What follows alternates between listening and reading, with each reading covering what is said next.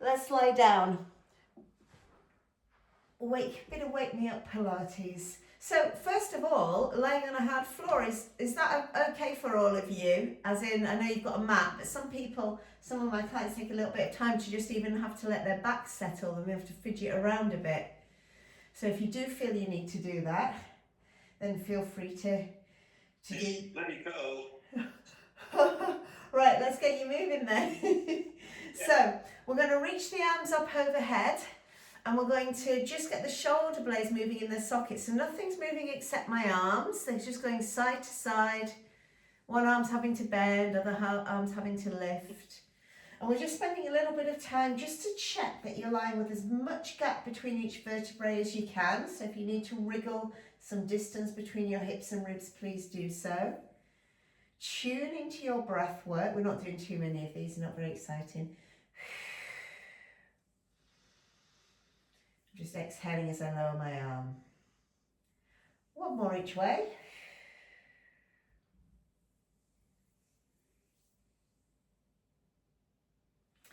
Arms are up at the top. We're going to bring them behind the head, but can you see my elbows are bent and very close together? So I've cupped kind of as near to the base of the skull as I can. My elbows are surrounding my head, and I'm just going to gently stretch my neck out. So it's a bit like a sit-up. So we retract the chin, get the back of the neck long, and we're going to try and fix the head still and just push the rib cage towards the hips and lower down. Exhale, lift, and you're just seeing how much movement you can get in your upper spine. So I'm not pulling on my head, it's almost like my arms are fixing my head in that position. If you feel you can, try and go side to side, as in point, as you lift up, go favour one leg and then favour the other. So I'm going to exhale, lift, and I'm just going to point my elbows and favour one leg and then the other. And because we're just warming up, we're only going to do a couple more on each side. Exhale, lift. Once again, your head's just gently resting on your hand. It's helping you keep the double chin as we're moving. Last couple.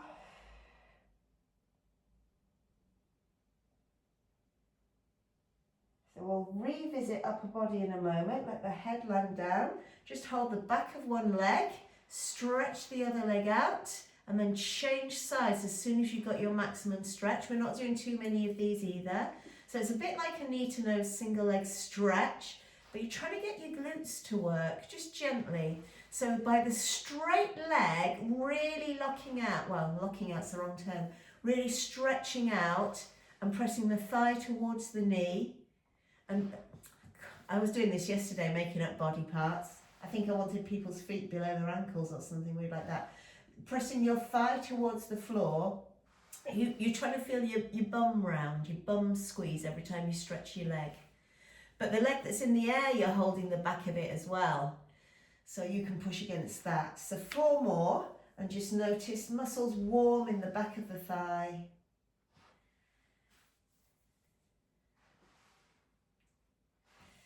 Last couple.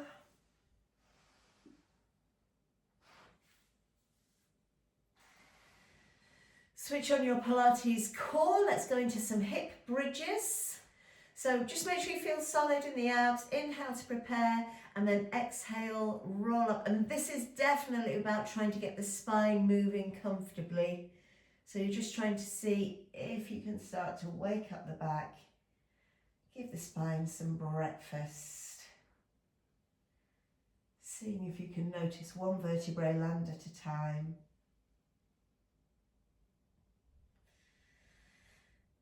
Focusing on the breath work of the out breath to lift, in breath to lower. 4 more. We're just working our way around the body, getting it moving. Of course, if you're going faster than me, I'll have to do more than 4 more. See if you can really knit the glutes together. It might feel like you're pushing the heels towards each other without moving them. Just trying not to let the hamstrings do too much work. Last one, and if your hamstrings were doing too much work, we'll get them stretched out. So we're going to just walk some bent knee scissors. Try not to let your lower back push against the floor. So they've got that slight bit of neutral spine. We're going with bent legs, and if you want to do a little bit of work, you can switch the legs over mid-air. So it's as if you can't decide if you want your legs bent or straight, that halfway position. So it'll probably be your natural, I'm not being horrible, Andrew, but it'll probably be your natural straight leg position. If I said get your leg to the top, you'd probably have the perfect amount of knee bend there, and you'd get a really good stretch. That's what we're after.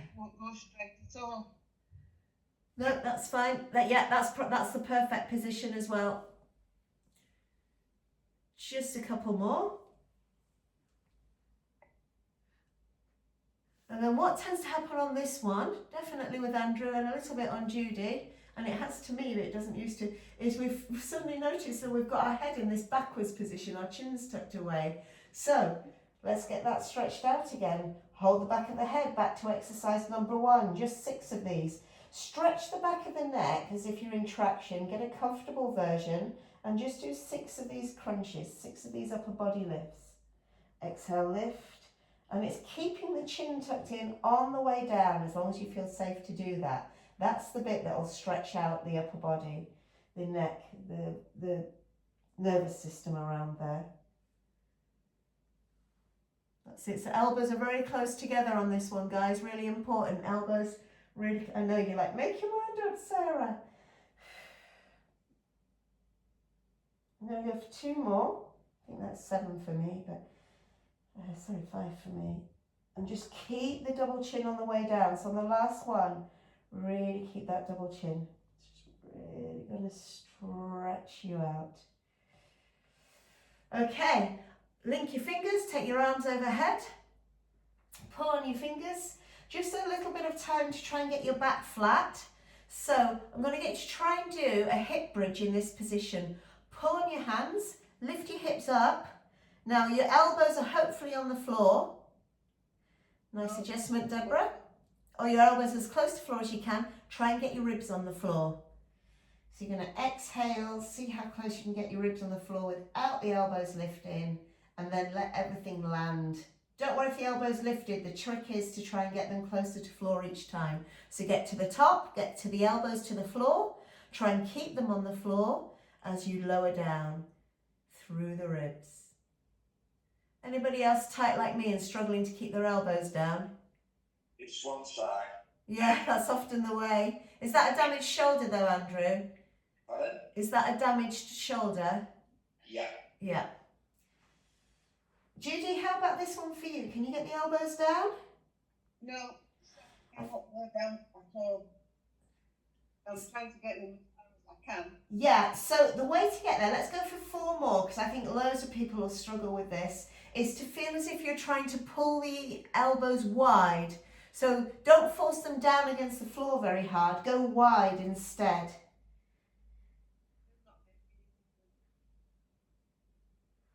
Oh, I missed that. Was that, who was that? Deborah, I've just assumed with your hypermobility that your elbows are on the floor. Yes, they are. Yes. But from a hypermobility perspective, these are our last 2, by the way. We don't want to be doing these for too long, they're hard. Switching on the muscles by pulling gently on your fingers will help keep the joints safe while we do it. Last one for me. Well, that was stiff. What have I been doing? Slowly come out of it by bending the elbows. Just do whatever you need to do, maybe some shoulder rolls. Just check the elbows are okay. We're going into a wide arm position. We're going to twist. So feet about hip width apart to start with. Turn your ribs and hips away from each other. Turn your ribs and hips one way and then the other. Now really check the back of the neck's long. So for example, for this one, Judy and Andrew, you could probably do with a hoodie or a cushion under your head. And I don't often need them, but I think I need them this morning as well, because I can't get my back of my neck really long without my chin pushing away from my chest. We need the chin, you need a double chin for this to get the full benefit. Put your chin into your chest or? Yeah. Oh, okay. Yeah, so the chin's going into the chest. No, that's okay. Right, so yeah, that looks good. Try and hang on to that feeling, but make sure you're not forcing it. Okay, we're going to turn the knees towards me. The hips hopefully will follow. If they don't, ring 999 and then get your hands on your side ready for an open closed door. So we're going to go, keep the hips and knees still, open and reach behind you and create length. So thinking length in the arms. So exhale, open really wide. Inhale, close. 6 of these, I've done 2. If you want to draw the semicircle overhead, if things are moving that well already, go for it.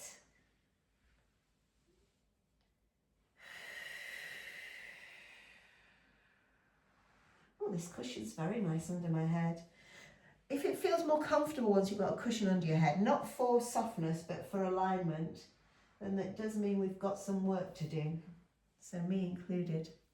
So we'll just try that on the other side. Can you transition with me? Take your arms out, take your feet apart, turn your hips and knees. Keep your arms still. Do a few hip swivels, a few knee swivels. Just loosen up the lower body again. Really stretch the knees away from you as you do it. Push your knees down the mat. And then lying on, turning your knees away from me. Stack your knees up. So hopefully as you turn on your side, you'll have your back towards me. Keep the knees still. 6 open closed doors, please. Chin is tucked in. And really create a stretch if you can.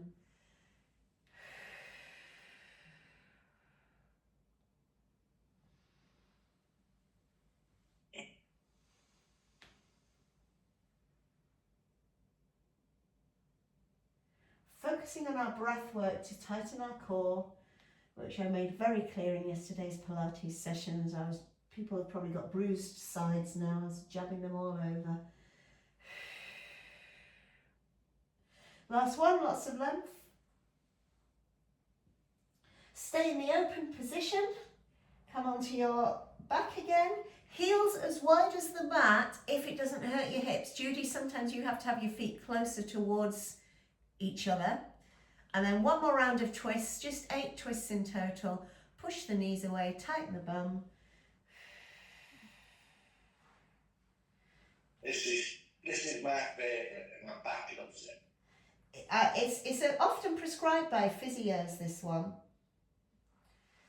And it is really good for the back. I'm trying to get my glute to squeeze as I do it. So I'm really turning my hips on the side, protecting my back.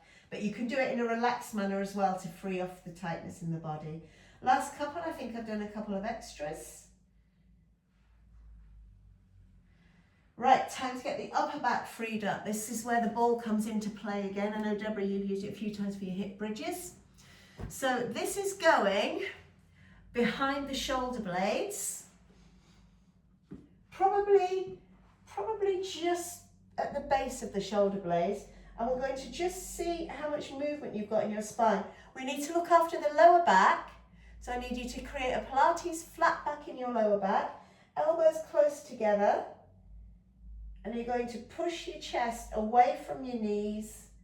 Hold your head as you explore how upside down you feel safe going. And then the bad news is your sit up at the top is your rest position and your start position. So as long as you feel safe, as long as it's not going to set off any vertigo, and take your time. You might just do 1 or 2 and think, yeah, that's enough for me, and then go back to the hip swivels that we've been doing. But we do need to stay in a soft Pilates flat back, so the lower abs are engaged.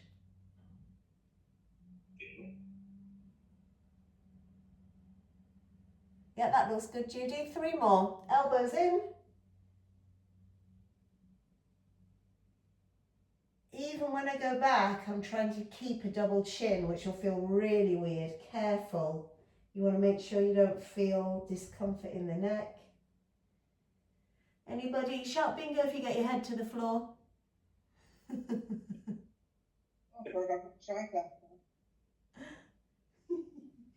That's one. So we're going to use the ball to help us come up to sitting, or come up to sitting any way you like for a minute. Just have a moment. Feel free to have a stretch. We're going to get the shoulders moving a little bit more. So a bit like front crawl and backstroke. So just roll the shoulders round, but add a rotation work. So it can be just a shoulder roll, one at a time ideally.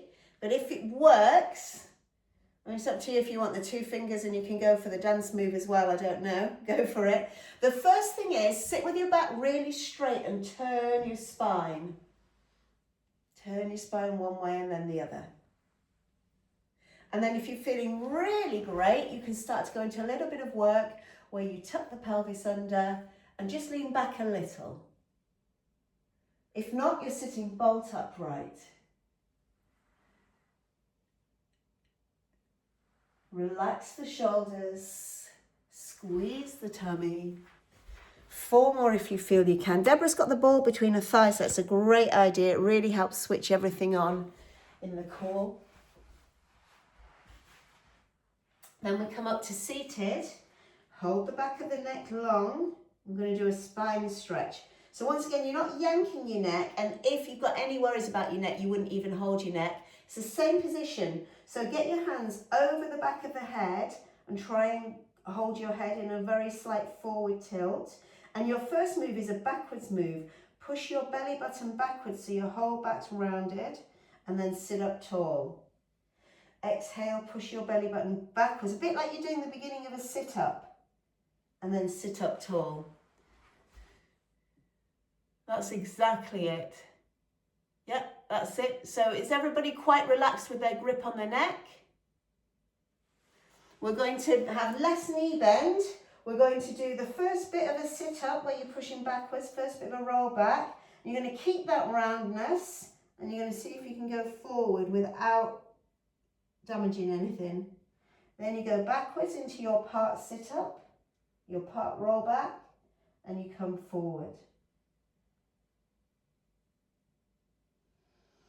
So we're trying to get a stretch in the back of the neck as we do this. And I can feel the stretch working its way down my spine. 3 more.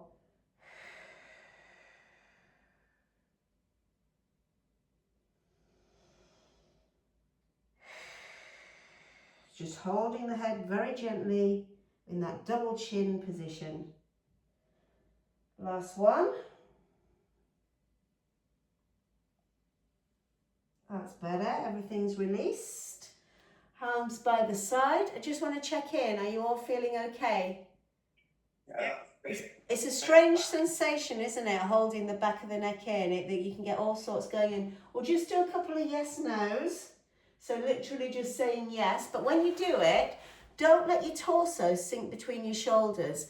Lift your, rather than pushing your shoulders down your back, think of lifting the chest up high. And then hold a yes. And then we're going forward now. We're just seeing how far forward we can get. As if we're aiming for our toes, but our hands are still. Our legs straight. Our legs are, well, it's what you do for comfort. So I'm comfortable with straight legs. Slight knee bend for Andrew. Probably a slight knee bend for you as well. Deborah, you'll be fine with straight legs. So the chin's holding an imaginary pair of socks. And you're just trying to stretch your spine forward. And then you restack it. I'm going to do a stronger version of that in a moment. The stretch goes down my back. And once again, because I'm not focusing, my shoulders were starting to shrug, so I'm just going to get some length. So imagine getting a gap between each vertebrae, nodding the head, curving the spine. We'll go for 1 more, and then hopefully we should be just about able to reach our feet. What with? Our hands, fingers crossed. However, the good news is you bend your knee and you need to just hold 1 foot like this. Gonna wake you. Everyone's like, what? How am I gonna get to my feet? Some people will struggle with this as well. So we're going to wake up the nerve endings. You're going to get 2 fingers. I'm coming in for a close-up. Really sorry about this. 2 fingers across the ball of the foot, and your foot needs to be quite relaxed. Or your ankle needs to be relaxed. So don't pull the foot towards you, Andrew. Point your toes away. That's it. Now the foot, I'm going to put my foot back on the floor. But I just wanted to show you where I was grabbing. I'm going to put it on my leg so you can see it. You're going to wring your foot out like a towel. Turn your foot side to side. It needs to be just held across the ball of the foot. That's why I say 2 fingers, otherwise the foot won't turn very well. Deborah, are you okay with this on your foot? That's it, so you're turning it. I'll just get it in the air, wringing it out. So it's whichever way. Normally I'd be in this position. I'd be cupping my heel, 2 fingers across the top of my foot, thumb across the bottom of the foot, and wringing it out. What does this do? This reminds your foot how to work. Very good for skiing. Reminds your ankle how to twist. But when we walk, we need to be able to turn the foot into pronation when we heel strike, and when we push off the big toe, push off the foot, we roll off the little foot in supination, which is where we turn the other way.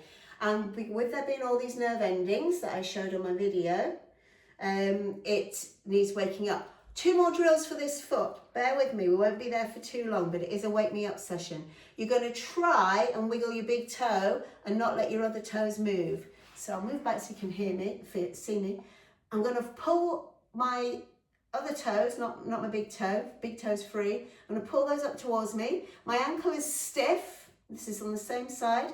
And you're going to try and wiggle your big toe towards the floor. Now, the more still you can keep those other toes, the better. That's why I'm holding these toes still. This is if you can bear it. Unfortunately, 2 of my toes are webbed, so I can't help but do it. What about your big toe? Is that connected to the other?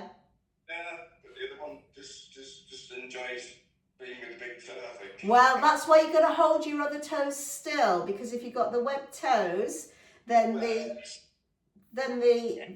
long as it's not the big toe as part of it, it's trying to remind the big toe how to push down.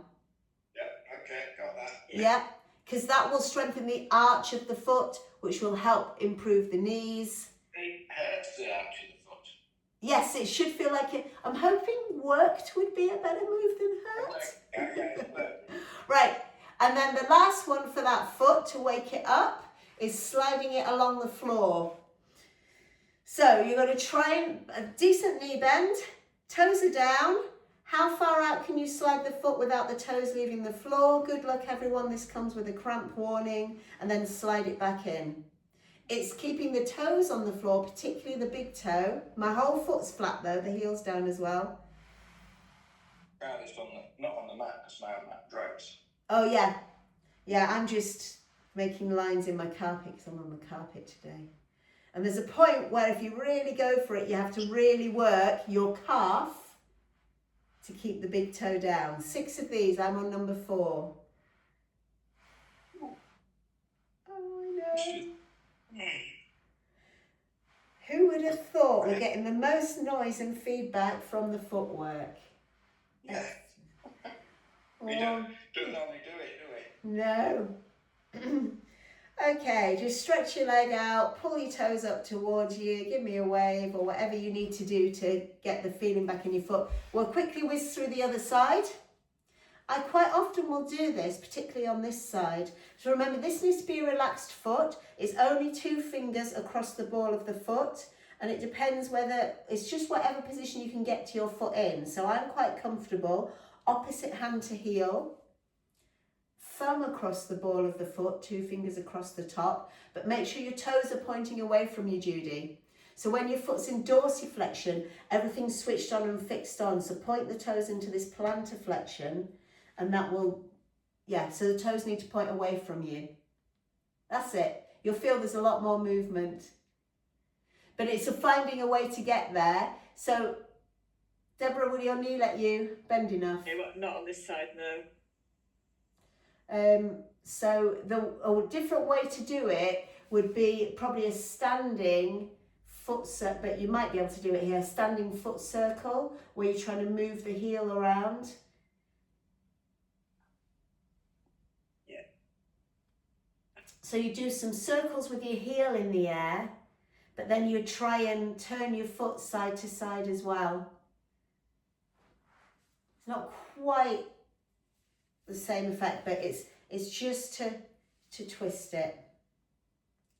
So just so you get that sense. Yeah, that's rotating really nicely, Deborah, actually. Never realised your feet could be so completely different. What, in the way they're moving, one moving much less? This foot's genius level as regards how much I can move my big toe and keep my little toe still. So this like wouldn't work. I'm going to try that now, actually. That is quite normal that one side's very different to the other. So if you're ready, Judy and Deborah as well, we're going to pull the toes up towards us, except the big toe, and then try and push the big toe away from you. We lose that strength, the foot starts to collapse. You think it's anything to do with whether you're left-handed or right-handed? I don't know enough to be able to guess. I'm left-handed and my left foot is absolutely superb. I mean, it could be to do with the nerve, in the back as well. That would be my initial wonder. Fascinating. Who knew? And then we've got the completely woken up foot. So we're going to slide the foot out, try and keep the toes on the floor. Oh, music. And pull back in. Yeah, I found on my tighter leg, where the nerves are normally tighter, that it was a bit harder on that side as well.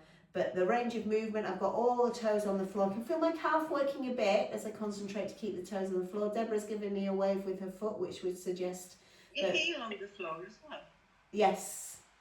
So yeah, good question. The whole foot's flat, the heel's down, the ball of the foot's down, and the toes are down. And you're trying to see how far out you can get the foot before cramp kicks in. And it's as if you're trying to make a hole in the floor with your tiptoes, but the heel is down, the ball of the foot is down. Your foot's relatively flat. Last one.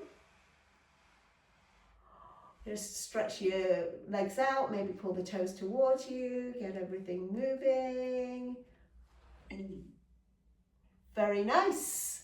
So, hamstrings, abs, waking up a little bit more. Let's give the back some support. We're going to lean back, bend the knees. Oh. They do have a mind of their own, Judy. That's very normal. So I've put this very close to my bottom, very close to my coccyx, but some people are different. Some people want it slightly higher up the back. You should not feel your back do anything when we've got it in the right position. The abs should be doing all the work. So I'm trying to push against it, a little bit of thrust to the pelvis. So back to getting the arms and upper body working. So we're going to take the arms up and back, but the body's not moving. The body's fixed. Eye gaze dead ahead, like you've got a glass of water on your head. If you want, you can do the full circle. You go back, out, round and under. 6 more.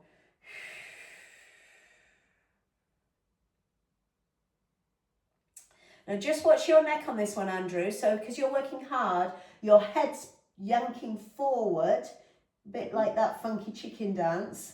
So you need to keep that double chin, back of the neck long, just so you're aware of not tightening up your nervous system. Much better.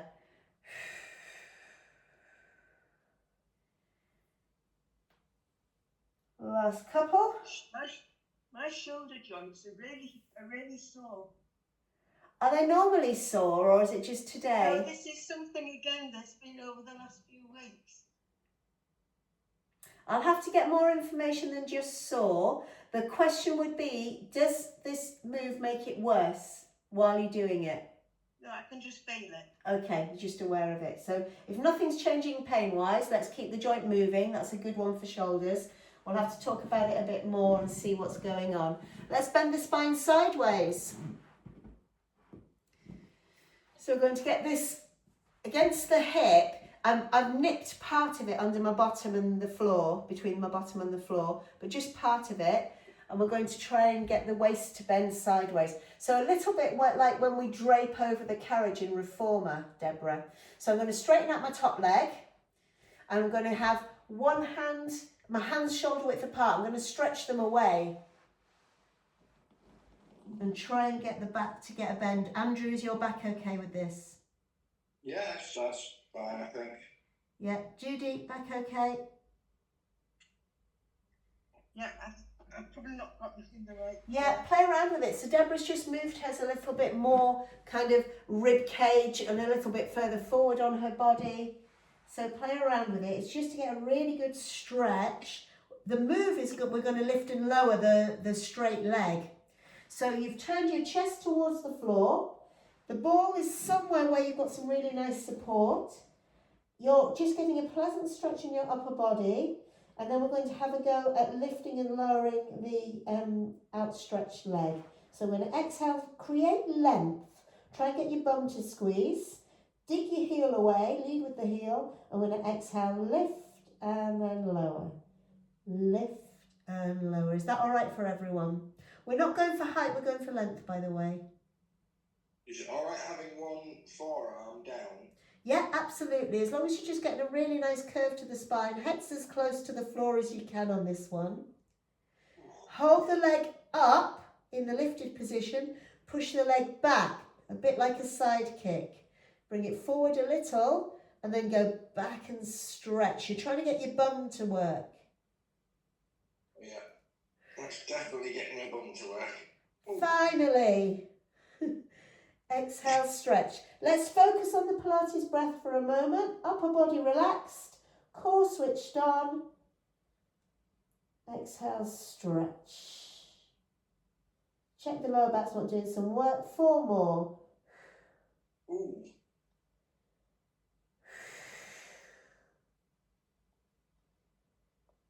Oh, that was a killer. Oh. Too much? No, that was just a killer. 10 was enough. Once you've done those last 4, which I've just finished, yeah, they look good. Slowly bring yourself up, and we're just going to get the waist to work in that stretched position. So we're not doing the other side yet. So, Judy, anything in your glutes? I could feel them when they switched on, yes, but I just found my back's just. The back was wanting to join in a bit. Yeah, I think so. So it might be that you have to engage the core or go into that pelvic tuck when we do the other side. And I'll make sure we finish with some back stretches. Deborah, glutes?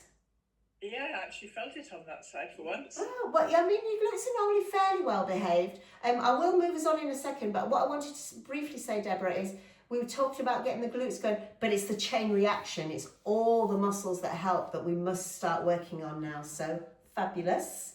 Let's get the waist working. This is a sideways one. This is where we're going to try and go down and back up again. So it's the position of the ball is variable for each person. I'm going to lift up, sit on it, and I'm probably covering about half of it with my bottom. But make sure you've got part of your bum on the floor. So my bottom's big enough to cover half of it and be on the floor at the same time. Kind of use your own version. So I'm as upright as I can. I'm going to try and work the waist. And we're going to just, the ball's to stop us falling over. So only get to where you can. You might want the feet further apart. Oh yeah, that's quite nice. Knee to foot. Elbows wide. And it's... I've done this on this side today. I can't move. So I'm thinking, yeah, oh, you've got a little bit of movement, Judy, but put your hand down on the floor because this is a toughie. And just try not to use your arm any more than necessary. 3 more.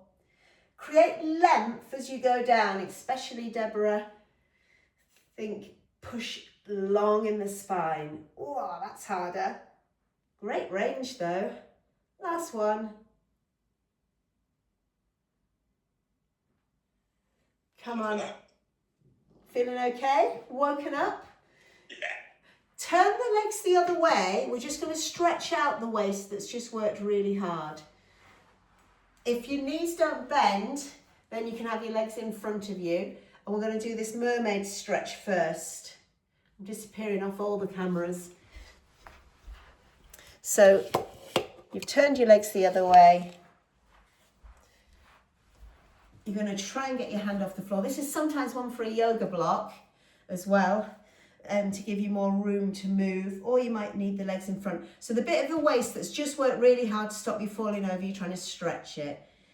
Arm towards the back of the ear. Lots of gap for the ribs and hips. Time's nearly beaten us. We best even up the other side. Get you on your feet and get done. So, we are facing the correct way to do the other side. We're going to start with the stretch, which I'll lull you into. Everyone's like, oh, this is lovely. And then I'm like, bonjour glutes.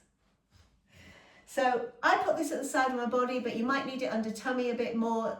We're going to drape over it the way we would with a reformer carriage. Those of you who do reformer, top leg straightens. I'm trying to get my head to the floor and get a lovely stretch in my back. Judy, you need to make sure your lower back feels quite still. So feel free to take your time to set up, guys.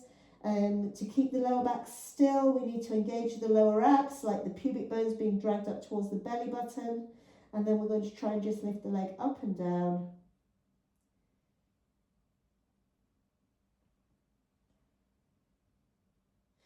Deborah, you need to try and hip hitch on this side, I think. So, I've already done it. yeah. Also, use your bottom leg to try and just activate the glutes. So, feel like your bottom leg is trying to push the carpet away from your head. So, it's getting used to the two working together. Last two. Then we hold at the top. Make sure you've got length. And then we're going to take the leg back. Now my range of movement isn't so much on this one. Judy did make the point that her back was doing the work, so we, in an ideal world, wouldn't have the back doing the work. We would try and fix it still. That might mean you need to thrust the pelvis. This is number 5 of 10.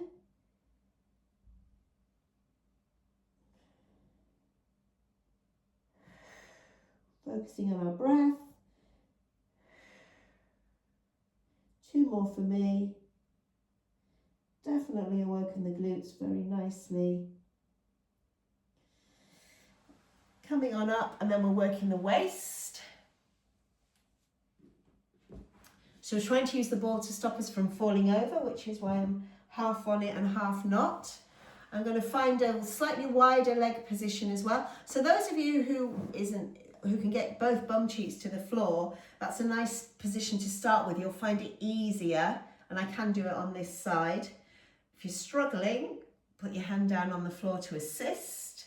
And even if you can only move a couple of inches, as long as your waist is working, that's the main point. 8, so I'm on number 4. If I was really good at this, I'd have both bum cheeks on the floor at all times.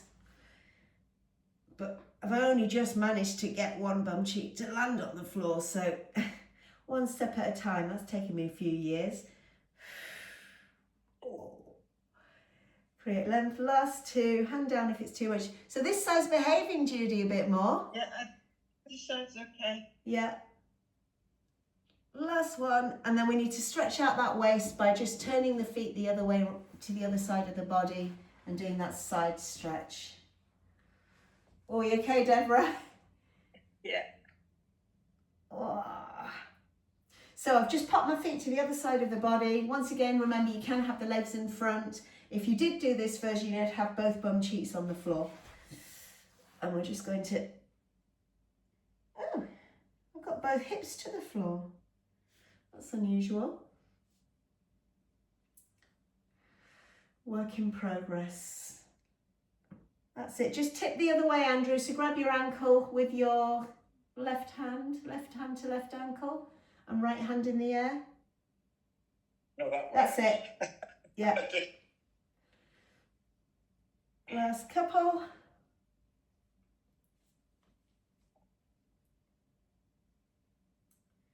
just want to check your sacroiliac joints nicely released. So this is where your hips are wiggling basically. I normally do it kneeling, which is one hip pushing up to the ceiling. I think we did some of these yesterday, where you can see my thighs are parallel.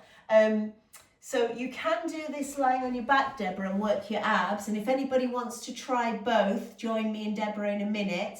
Start on your hands and knees though. Deborah, you're going to be here and you're going to try and push one kneecap up to the ceiling and then the other. It's a really nice one. So let's see which you guys like the best. So hands and knees, whichever way around you want to face, Judy. Back really long, so knit the shoulder blades together. And you're trying to just lift one bum cheek up to the ceiling, one hip. 8 times on one side. Zebra, you're alternating sides. One side up, and we're not letting the knee go out to the side, so it's like you've got a tennis ball between the knees. Andrew, how's this one for your back? Yeah. Yeah, just watching the dip in the spine, which I've not noticed before. Once you've done 8 on one side, we've got 8 on the other. And I know I'm kebabbing you around. If I was really good, we'd have done this when we're lying on our back, but I forgot about it.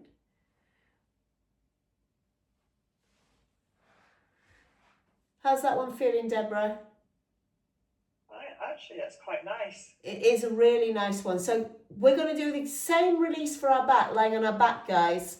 So once you've done your 8 on each side or had enough, or if you're just dead excited, just come join me now. We're going to lie on the tabletop. And your hands are right on top of your kneecaps, so they're between your kneecaps and the ceiling. You're going to push one bum cheek into the floor and try and lift the other bum cheek off the floor. Now, I've not got much movement. My abs are working beautifully. I definitely need a cushion under my head for this one because I want to keep my double chin. And it's when you look at your legs, you've got one leg longer than the other. So I'll do it this way around. It's a very small difference. That's easier. Whoa, that side's really hard. One leg longer than the other. And you're measuring it from the kneecaps. So you're getting a little bit of a back massage. Okay. What a noise, aren't you? What, your back is? No. No. My just coming out my lungs. Oh, good. If you're breathing, top of class. Judy, how's your back with that? Am I doing the right thing? That's the thing. Yes, that's exactly it. You feel your tummy muscles work. I can see they're working. Deborah, are we going up to 1 million for you? How many are we doing? It's all right. And if you can play around with it, we are just about there with that one. When I do that, I'm doing it with a slight curve in my back, not a flat back. Is that all right? Absolutely fine. Yeah, go for neutral spine if you want. It depends, because I've got an arch to my back. I like it in flat back, pushing my back against the floor. But it's playing around with whichever suits you. Normally I have to concentrate on a flat back, but this just... Yeah, I was going to say that's really hard to do with a flat back for me. For me, It does it. Is it? mine does it as well. Yours will go into flat back well. Deborah's won't. Yeah. I normally have an idea, but I've got no idea, guys. No idea why. As long as it feels wonderful and you're using some breath work and you find a pace that suits you. So I've built up to quite a decent pace now. I'm breathing in and 2 and 3 and 4 and out. Anyway, we can't do this for hours. Your hips have worked a little bit, but I want to get your hamstrings working one last time. So while we're here, let's get some scissors done. Even if it's the bent leg scissors that you did before. If you can, pull your toes towards you, just with the strength of your muscles rather than touching them again. You might still be in shock at having to get to your feet today.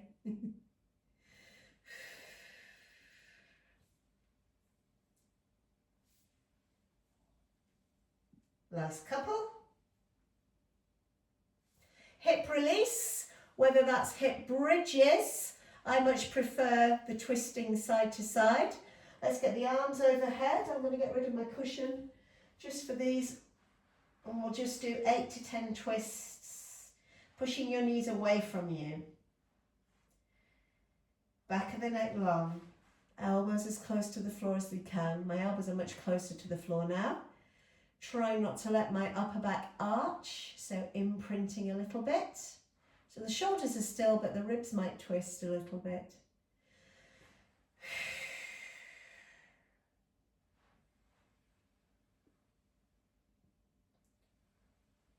Last couple, even yourself out. Come up to sitting.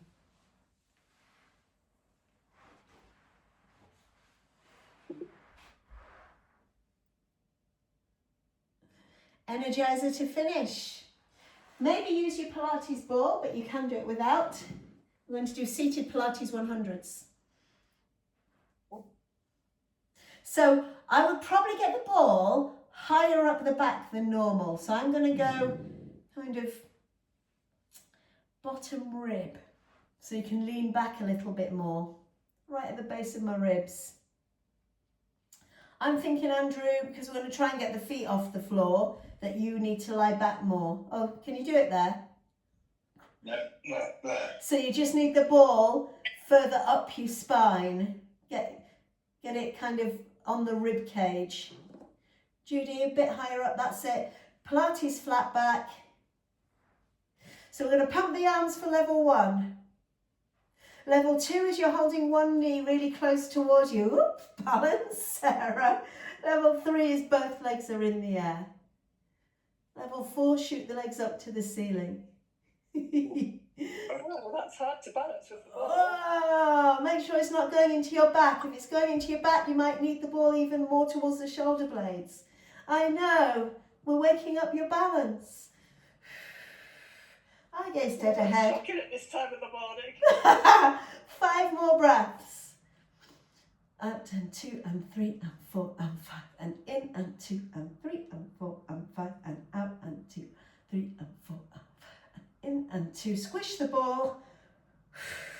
1 more breath, 2 more breaths for me. In and 2 and 3 and 4 and 5 and out and 2 and 3 and 4, 5 and in and 2 and 3 and 4 and 5 and out and 2 and 3 and 4 and done.